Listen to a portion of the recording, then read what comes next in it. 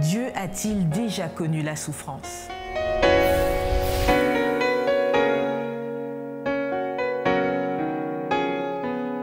Bienvenue chers amis dans votre émission Autrement dit. C'est un plaisir de vous retrouver autour de l'étude du livre de Job, ce en compagnie de Bruno et d'Eddie Michel. Bienvenue à vous deux. Merci. Alors, cette semaine, nous continuons l'étude du livre de Job, mais nous allons faire un petit retour en arrière et étudier les chapitres 10 et 19 pour comparer l'histoire de Job avec le récit relaté sur Jésus-Christ. Alors, c'est vrai que tout au long de ces chapitres, nous avons pu voir dans sa souffrance que Job réussissait à s'élever, à élever son esprit. Et on aurait dit qu'il avait une espérance qui était ailleurs. Est-ce que vous pouvez rappeler d'où cette espérance venait? Eh bien, Job le dit lui-même, à un moment donné, il dit « Je sais que mon Rédempteur est vivant ». C'est-à-dire que Job a une confiance, je pense, absolue en Dieu. Et d'ailleurs, tout le texte montre bien, et Dieu va le certifier à la fin, Job n'a pas fait ce qui me déplaisait. Donc Job est resté dans le droit fil, quand bien même il posait des questions, quand bien même il voulait plaider sa cause devant Dieu, et à juste titre, mais à aucun moment Job n'est sorti, on pourrait le dire ainsi, de ce que Dieu attendait de lui, même dans sa souffrance. Mais de l'autre côté, la souffrance de Job était tout à fait réelle, et elle peut aussi, cette souffrance, lorsque nous sommes confrontés à cette souffrance, eh bien, elle peut aussi nous pousser dans nos retranchements. La souffrance va nous permettre parfois de toucher le fond et de savoir véritablement qui nous sommes dans notre relation à Dieu. Et d'ailleurs, si je me réfère au tout début du livre, c'est aussi un peu la question de départ. Est-ce que Job, un homme qui aime Dieu, peut l'aimer simplement pour qui Dieu est, sans intérêt? Et d'ailleurs, c'est la question que Lucifer et Satan avaient posée à Dieu. Il a dit, oui, mais Job, il te sert, c'est normal. Et il t'aime, c'est normal, puisque tu le combles de bien. Enlève et on verra bien. Donc oui, la souffrance va révéler véritablement le caractère de Dieu, le caractère, pardon, de Job, que Dieu connaît déjà. Donc la souffrance n'est pas là pour que Dieu connaisse quelque chose, non. Au contraire, Job va véritablement révéler son caractère dans cette véritable souffrance. Là, tu montres par tes propos que ça remonte, ça permet de voir le caractère en somme. Mais on a l'impression que même s'il meurt et autres, il se raccroche vraiment à quelque chose. Et lors des précédentes études, Bruno, tu faisais ressortir cela. C'est quoi au juste? Oui, tout à fait. Souvent, nous pensons que c'est notre espérance qui nous permet de tenir, en fait. Et en fait, non, on voit que Job, lui, ce qui le permettait de tenir, c'était sa foi, comme Eddie le disait, en Dieu, en fait. C'était la confiance qu'il avait en son Dieu. Il savait qui était son Dieu et il connaissait tout ce qu'il avait passé avec son Dieu et ça s'appuyait sur ça, en fait. Et comme il l'avait dit dans des études précédentes, on a rappelé notamment pour les jeunes Hébreux, ils n'avaient pas l'espoir, l'espérance d'être sauvés. Non, ils avaient la conviction, ils avaient la foi en leur Dieu et quoi qu'il arrive, ils faisaient confiance à leur Dieu. Et c'est un peu la même chose ici avec Job. Quoi qu'il arrive, qu'il meure, et Job le dit lui-même à un moment, qu'il me tue, je sais que je le reverrai. Et sa foi, en fait, ça reposait sur sa foi, en fait. Qu'importe ce qui va arriver, on ne connaît pas ce qui va arriver, mais on continue à faire confiance à Dieu. Alors, nous voyons là, par vos propos, cette espérance que Job a. Mais de notre côté, on voit quand même le questionnement que Job peut avoir par rapport à sa souffrance. Il se demande, est-ce que Dieu est en mesure de comprendre la souffrance humaine, sachant que peut-être il n'est même pas humain. Et on le voit dans Job 10, versets 4 à 5, et nous vous invitons à prendre connaissance de ces versets, où il dit « Tu es Dieu, le souverain de l'univers, le créateur. Comment peux-tu savoir ce que c'est que d'être humain et de souffrir comme nous souffrons ?» Qu'est-ce que vous pensez de ça? C'est une belle réflexion, mais je pense que là encore, Job, il avait entendu parler de Dieu, mais il ne savait pas véritablement qui était Dieu. On peut avoir le sentiment que Dieu ne comprend pas la souffrance humaine. Pourtant, Dieu est notre créateur. S'il est notre créateur, il peut ressentir parce que Dieu a aussi des sentiments. C'est un être qui a des sentiments. Il sent les choses. Donc on ne peut pas dire qu'il... Alors peut-être que Job est en train de dire qu'il ne l'a pas expérimenté. Mais qu'est-ce qui te fait dire qu'il a des sentiments? Eh bien, justement, c'est que Dieu, il nous a créés à son image. Moi, je me dis, s'il nous a créés à son image, il y a des choses que nous avons qui viennent directement de Dieu. Le souffle de vie n'est pas la seule chose qui vient de Dieu. La façon dont nous sommes aussi, l'amour, la compassion, la réflexion, toutes ces choses viennent de Dieu. Donc moi je crois que Dieu c'est un être, et d'ailleurs le reste de la Bible, et particulièrement le Nouveau Testament, va nous dire, voilà un Dieu parmi les hommes, Emmanuel, Dieu avec nous.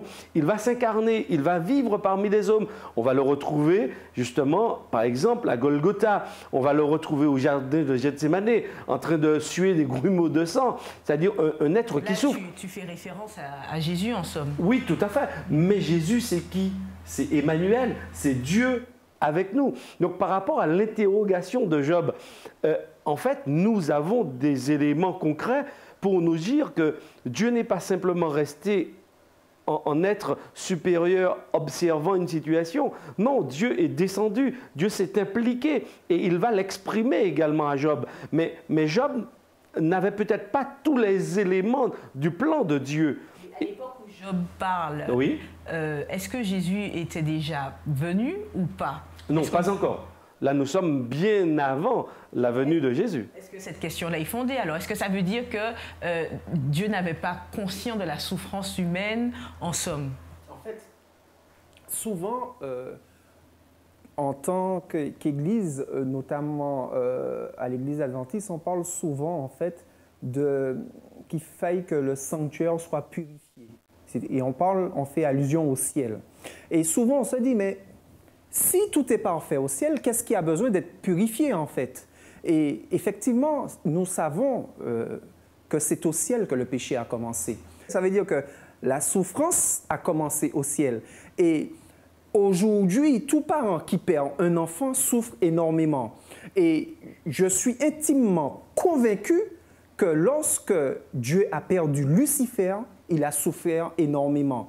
Et plus tard, même avant que Job n'existe, quand il a perdu ensuite Adam et Ève, il a souffert. Ensuite, quand il a vu que le premier fils d'Adam et Ève, le deuxième fils d'Adam et Ève, qui est Abel, a été tué par Caïn, Dieu a encore souffert énormément. Donc, souvent, nous pensons que... Il a souffert malgré sa connaissance de tout.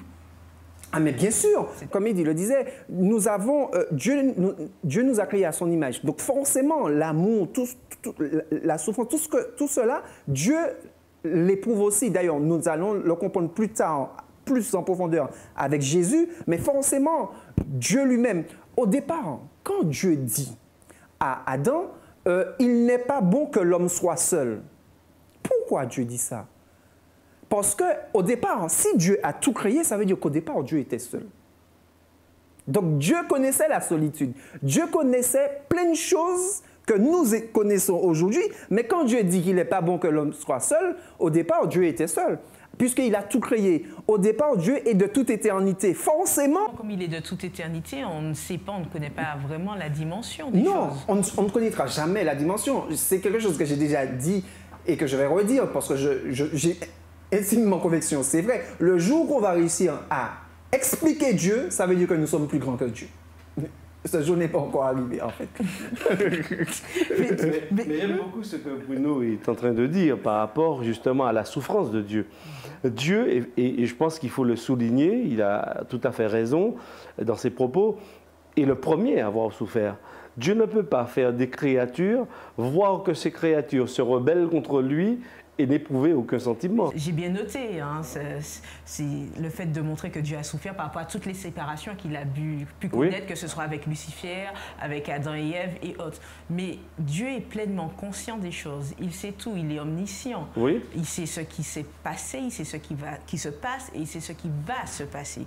Donc, est-ce que cette souffrance-là est justifiée dans le sens où il sait déjà ce qui va se passer? Alors, tu as raison de la façon dont tu poses la question. On pourrait penser qu'il suffit de savoir une chose pour ne plus avoir de sentiment quand elle va arriver. Moi, je ne place pas la réponse dans ce cadre-là. Pour moi, une séparation demeure une séparation, qu'on la suppose ou pas. Par exemple, on peut se dire, ok, là je vais le ramener simplement dans nos relations, on est marié avec quelqu'un et on voit que les choses ne vont pas. Alors ok, on se dit très certainement le partenaire va partir. Lorsqu'il part, on souffre ou on ne souffre pas? De mon point de vue, on souffre. Parce qu'à partir du moment où il y a des liens, lorsqu'ils vont se rompre, ils vont s'interrompre, eh ben, il y aura un manque, il y aura un vide, il y aura une souffrance, souffrance de part et d'autre. Il y aura souffrance. Et je pense que oui, Dieu, et dans l'exemple que Bruno, et les exemples que Bruno a cités, il y a plusieurs éléments qui nous montrent qu'à plusieurs endroits et constamment, Dieu est en train de souffrir. Parce qu'il ne peut pas se plaire à voir ses créatures, prendre le temps de façonner ses créatures et puis prendre du plaisir parce qu'il, dans sa science et dans son infinie sagesse, il a pensé, il a dit ça peut arriver. Aujourd'hui, parce que ça arrive, ne plus éprouver aucun sentiment par rapport à ça. Personnellement, ce n'est pas ma vision de Dieu. Je vois au contraire un Dieu qui souffre, qui constamment souffre, parce que lui, il est à la recherche de l'homme. Ce n'est pas le projet qu'il a pour l'homme. À partir du moment où ce n'est pas son projet, quand bien même il aurait supposé, il y a une probabilité que cela se produise, il ne peut pas se résoudre simplement et dire « Ok, bon, mais je n'éprouve aucun sentiment. » Merci. Je voulais revenir. Et justement, pendant qu'Eddie parlait, ça m'est venu. Nous, c'est un verset de la Bible que nous citons souvent, qui dit « Avant la fondation du monde, Dieu avait déjà préparé la rédemption de l'homme. » Qui veut dire que Dieu savait, avant même que Job existe, avant même qu'il y ait des anges, je vais loin en disant, parce que le texte dit dans Timothée, avant les temps éternels. C'est quoi avant les temps éternels? C'est Timothée qui dit avant... Non seulement c'est quoi avant les temps éternels, mais c'est quoi aussi la rédemption pour ceux qui oui. Le salut de l'homme. C'est-à-dire, avant les temps éternels, Dieu avait déjà conçu le plan de la rédemption, le plan du salut pour l'homme. C'est-à-dire que Dieu se faisant chair, venant mourir, venant souffrir pour l'homme. Il savait ça déjà avant même que Job n'existe et que Job ne sache ou ne pense même qu'il allait souffrir un jour. Dieu savait déjà qu'il serait venu souffrir pour l'homme. Pour l'homme, il est venu souffrir, mourir pour l'homme. C'est vrai, pas pour l'homme seulement. Peux-tu donner des éléments? Il y a peut-être ceux qui n'arrivent pas à cerner ce que tu veux dire par là. Oui, pas pour l'homme seulement. Il est venu non seulement pour l'homme, mais pour les anges, parce qu'on va le rappeler. Parce qu'au départ, le péché a pris naissance au ciel. Donc, forcément, il y a des anges, la Bible en parle, que le tiers des anges sont partis avec Lucifer. Donc, une partie des anges sont partis, mais forcément, l'autre partie d'anges qui sont restés au ciel, ça les a quand même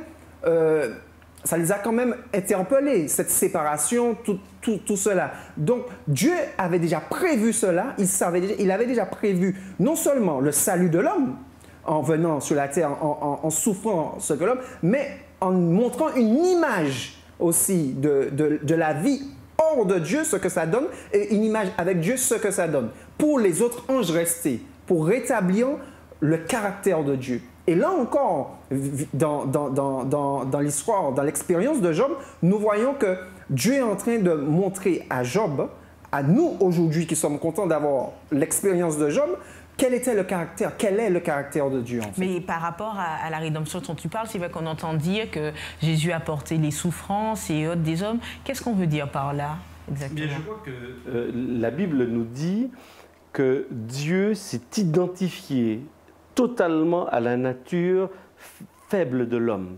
Et c'est là où, personnellement, je n'arrive pas toujours à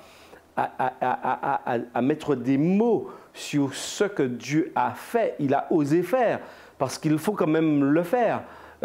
se faire homme, vivre comme un simple homme avec ses souffrances, et la Bible nous dit même qu'il a porté dans sa chair, c'est-à-dire que tout en étant ce qu'il est de toute éternité, c'est-à-dire Dieu, il était aussi 100% homme. Donc comment est-ce que le parfait, le plus beau, peut être associé à ce qui est vil, à ce qui est pétri par le péché et qui souffre? Ça veut dire que Jésus lui-même, dans sa chair, devait souffrir. Pas la souffrance que nous connaissons, hein, parce que là, je suis en train d'essayer de dire avec quelques mots que ce Dieu parfait qui ne connaît pas le péché, moi je connais le péché, Job connaît le péché, il vit dedans et il souffre. Mais Dieu ne connaît pas, il n'a rien à voir avec. Pourquoi Dieu ne connaît pas le péché? Parce qu'il ne le pratique pas, il ne l'a jamais vécu. Mais il est venu s'identifier et s'incarner dans une chair, dans la mer. Donc il ne le connaît pas de façon expérimentale, mais il le connaît dans ses conséquences, parce que la nature humaine qu'il a endossée était une nature faible. Mais par rapport à ça, il y a des personnes peut-être qui nous suivent et qui peuvent dire que oui, mais quand on lit des récits de l'Ancien Testament, oui, ou avant d'aller là, j'aurais dit, qu'est-ce que vous entendez par péché? Ben, c'est-à-dire, le péché, c'est la rupture d'avec Dieu. Déjà, ça c'est une première chose. Maintenant, il y a les conséquences de cette rupture avec Dieu qui fait que l'homme devient mortel, l'homme souffre, la nature elle-même dépérit, l'homme dépérit, l'homme éprouve la faim, la soif, la souffrance. Et la dégénérescence de l'homme, eh ben, c'est aussi une souffrance. Donc il n'y a pas de lien forcément avec la loi ou... Non, pas forcément. Alors, il y a un lien, oui, parce que la rupture de la grande loi d'amour de Dieu, c'est tomber dans le péché. Maintenant, et être en rébellion contre lui. Donc l'homme, oui, il est totalement en rébellion parce qu'il s'est rebellé, il a mis de côté Dieu, il a refusé de suivre les instructions de Dieu, et il est totalement dans cette rébellion. Et étant dans cette rébellion, il y a des conséquences. Alors pourquoi ces questions? Parce qu'il y a peut-être ceux qui nous suivent et qui se disent qu'on dit que Dieu est en dehors du péché, et par rapport à l'image dépeinte de Dieu dans l'Ancien Testament et autres, où on voit que Dieu, c'est vrai que par rapport à la loi de Moïse, eh bien, il y a des fois, il pose des actes qui, on aurait dit, vont à l'encontre de la loi. Donc, oui. Est-ce que ça peut s'assimiler à péché ou pas péché? Est-ce que, voilà, mettre Dieu à l'intérieur du péché, c'est peut-être l'écarter de pouvoir ou autre. Donc, comment vous auriez répondu à cela? Je n'ai pas mis Dieu à l'intérieur du péché, mais j'ai simplement dit que Jésus a endossé une nature pécheresse, une nature de faiblesse. Lorsque Dieu a créé Adam, par exemple, dans Genèse chapitre 1, chapitre 2, Adam, il sort parfait. Adam ne connaît pas la souffrance. Adam ne connaît pas le péché. Il ne sait pas ce que c'est. Il est parfait. Et rien ne peut lui arriver aussi longtemps qu'il reste dans cet amour, dans cette relation avec Dieu. À partir du moment où il la rompt, il rentre dans le péché et il rentre dans la dégénérescence. Dieu, quand il s'incarne, Dieu avec nous, eh bien, il accepte d'endosser une nature qui va croître, une nature qui va ressentir la faim, qui, lorsqu'un marteau tombe dessus, oui, il va sentir des souffrances. Et Jésus a porté dans son corps nos souffrances. Non seulement, effectivement, à la croix, il y a quelque chose de spécifique, de particulier qui va se produire, mais tout au long de la vie de Jésus, on le voit bien que Jésus va jeûner. Il va rester dans le désert pendant 40 jours. C'est pas simple de rester là sans manger. Il va éprouver la faim. Donc, est-ce que tu veux dire par là qu'il a connu, il a ressenti la souffrance? Il l'a connu parce que sa nature... Sa double nature lui permettait là de l'expérimenter, de passer à la phase de l'expérimentation. Avant, il en avait une connaissance, mais là, il est dans la phase de l'expérimentation. Et donc, la Bible nous dit que Dieu est venu l'expérimenter par amour pour nous. Donc, quand Job prononce ces mots, il le dit dans un contexte donné, mais il n'a pas tous les éléments. Donc, Dieu qui connaît toute l'histoire, et quand il va intervenir, il lui dit, mais tu parles de choses que tu ne connais pas. Parce que peut-être à l'instant T où tu en parles, peut-être que d'une certaine manière, tu peux avoir raison, mais si tu regardes le plan global, tu ne peux pas avoir raison sur ce plan-là, parce que, oui, il faut savoir que moi, je vais me donner. Il faut savoir que je ne vais pas rester. Je vais... C'est vrai que je vois que Bruno souhaite réagir. C'est quoi Pierre disait, d'où la question, d'où qui obscurcit mes desseins, qu'il pose à Job par rapport à ce qu'il dit. Qui obscurcit mes desseins? Mais par rapport à ce que vous êtes en train de dire, d'accord, Dieu s'est incarné, je résume, il s'est incarné, il s'est fait homme, il a porté les souffrances, voilà, jusqu'à la croix. Il a racheté l'homme, c'est les propos que vous avez tenus. Oui, il est venu pour sauver l'homme, pour apporter une solution. Quand on parle de rachat, c'est bien ça. Il porte une solution au problème de l'homme. Ma question face à ça, c'est pourquoi la souffrance perdure encore aujourd'hui? S'il est venu justement pour ce rachat, pour cette rédemption et autres, pourquoi ça n'est pas fini? Puisque toute chose a été réglée par sa venue. Mais ça se résume à la question où tu as parlé, où tu as posé tout à l'heure, qu'est-ce que le péché en fait? Et cette réponse-là est dans ce qu'Eddie a dit tout à l'heure. Quand Adam a péché, qu'est-ce qu'Adam a fait? Adam a tout simplement été à l'encontre de la volonté de Dieu. Et effectivement, on sort du cadre de la loi, en fait. On comprend qu'en fait, que le péché, ce n'est pas ne pas faire ci ou ne pas faire ça. Non, le péché, c'est aller à l'encontre de la volonté de Dieu. Et ce qui s'est passé dans le ciel, c'est exactement ça. C'est qu'un beau jour, un a décidé de ne plus aller dans la volonté de Dieu, de faire sa propre volonté. Et Dieu a dit, OK, d'accord. Il n'a pas dit, bon, je vais m'en débarrasser. OK, d'accord, je laisse. On va voir maintenant ce qui arrive quand on décide de ne plus faire ma volonté et ceux qui décident de continuer ma volonté. Et c'est pour ça que Jésus vient avec ces mêmes paroles. Après, il dit, celui qui aime la vie, s'il souhaite la prolonger. Souvent, nous aimons dire ou nous entendons les gens dire, je n'ai rien demandé, moi je suis là. Tu n'as rien demandé, mais Dieu te pose une question aujourd'hui. Est-ce que tu veux continuer? Est-ce que tu veux poursuivre? Stop ou encore? C'est ça. Dieu nous pose la question. Tu n'as rien demandé, mais est-ce que tu veux continuer cette vie? Si tu veux continuer cette vie, voilà la voie qu'il faut suivre. Si ça ne t'intéresse pas, OK, il n'y a pas de souci. Oui, mais en somme, mais pourquoi les choses continuent? J'ai bien entendu tous ces propos. Je vais te donner un élément de réponse. Puisque s'il a la croix... Il faut bien comprendre qu'il y a un plan. Un plan, c'est un début et une fin. La venue du Christ fait partie du plan. Fait partie du plan. C'est un élément du plan qui apporte tous les éléments au plan. Mais le plan n'est pas terminé. Dans le projet de Dieu, il y a un moment où le péché a commencé, mais il y a un moment aussi où le péché va se terminer. Alors Jésus est venu à l'intérieur du plan nous dire, OK, maintenant je vous donne une possibilité de sortir du chemin sur lequel vous êtes. Eh bien, moi je vous donne la possibilité d'en sortir.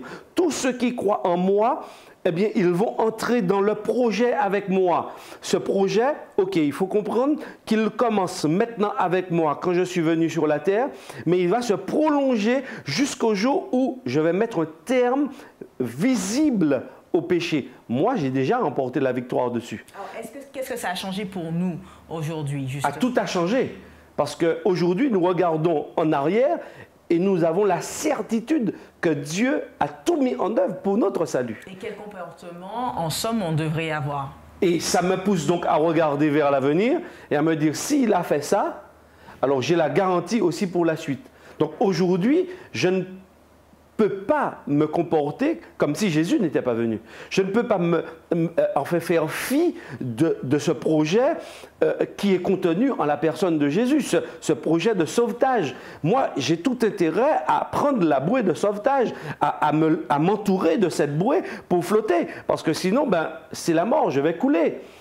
Eh bien, Jésus, pour moi, c'est cette bouée de sauvetage. Alors que j'étais en perdition, Dieu me l'envoie pour que je m'agrippe à lui et que justement, en m'agrippant à lui, eh bien, l'issue du plan soit totalement sûre pour moi. C'est-à-dire qu'effectivement, la souffrance ne sera plus. La tristesse, le péché ne sera plus parce que nous aurons désormais adhéré totalement à ce projet de Dieu et nous n'allons pas laisser la possibilité à l'autre d'avoir d'emprise sur nous. Est-ce que c'est ce dont tu parlais quand tu disais que nous sommes rachetés en clair? Tout à fait. C'est exactement le plan que Dieu a mis en place afin que chaque individu puisse se positionner comme Job et choisir de faire confiance à Dieu. Car c'est cela la foi, c'est de faire confiance à Dieu, même si nous n'avons pas en fait toutes les réponses, mais de savoir qu'à la fin, nous aurons la victoire, nous serons rétablis comme Job en fait. Alors comment, par rapport à ce que tu viens de dire, faire face non seulement au découragement, au désespoir, et parallèlement à cette confiance, à cette foi, à cette assurance? Comment mettre les deux en phase, en parallèle pour garder le cap, comme vous mentionnez? En fait, Dieu dit dans sa parole que ceux qui seront perdus, ce seront ceux qui n'auront pas reçu l'amour de la vérité. Autrement dit, nous aurons toujours dans cette vie des choses qui vont nous décourager. Nous aurons des souffrances, nous aurons des épreuves. Mais Dieu, à côté de cela, va toujours nous donner des preuves de vérité, des solutions pour nous en sortir. Et c'est lui-même qui le dit dans la parole, dans 1 Corinthiens 10, verset 13, il me semble, qui dit « Aucune tentation ne vous est survenue, car je préparais aussi le moyen que vous puissiez vous en sortir. » Donc, Dieu nous donne des repères, il nous donne des phares afin que nous puissions fixer les yeux dessus pour que nous ne puissions pas perdre pied et nous noyer en fait. Et quel parallèle, puisque c'est vrai que là, on a beaucoup parlé de la rédemption, puisqu'on voyait par rapport au questionnement de Job face à la souffrance, est-ce que Dieu a-t-il souffert et autres? Nous, c'est vrai que nous venons après Christ, Job était avant, mais quel lien on peut faire entre cette histoire du Christ et Job? Bien. Et nous terminons d'ailleurs sur ces propos. Oui, tout à fait. Le lien, il y a un parallèle, c'est-à-dire que les souffrances de Job n'était pas justifié. Job ne voit pas pourquoi il a souffert. Lorsque je regarde Jésus, c'est un innocent et toutes ses souffrances et sa mort, elle n'est pas justifiée. C'est une mort injuste parce que la Bible nous certifie que Jésus n'a jamais commis de péché. Or, si on ne commet pas de péché, pourquoi on meurt? Et c'est là où on comprend l'amour de Dieu. C'est-à-dire que même s'il ne le mérite pas, mais le fait de s'identifier à l'homme, il est prêt à aller jusqu'au bout et à mourir s'il faut mourir. Et il est mort. Donc pour moi, en quelque part, il y a un parallèle avec cette souffrance, ce questionnement de Job. Lorsque Jésus va poser aussi des questions au jardin de Gethsémane, lui, il sait pourquoi. Il sait que ce n'est pas par rapport à lui, mais il sait que c'est par amour pour l'homme qu'il va vivre cette souffrance. Donc oui, il y a un parallèle, mais à un moment donné, les deux vont se séparer parce que Jésus ira encore plus loin.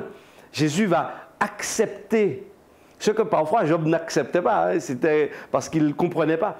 Mais lui, Jésus, au contraire, à l'opposé de Job, va accepter la souffrance et il va dire « Moi, je le fais par amour, parce que je sais que cette souffrance va être libératrice pour l'homme. » Et là encore, je découvre l'amour de Dieu. Et je pense que Job avait besoin d'avoir une vue plus large du plan global pour saisir l'amour et s'accrocher jusqu'au bout. Mais heureusement, en dépit de ça, Job s'est accroché à Dieu jusqu'au bout. Nous avons donc cette vision. Merci Eddy Michel, merci Bruno, merci à vous de nous avoir suivis. Nous vous donnons rendez-vous à un prochain numéro d'Autrement dit.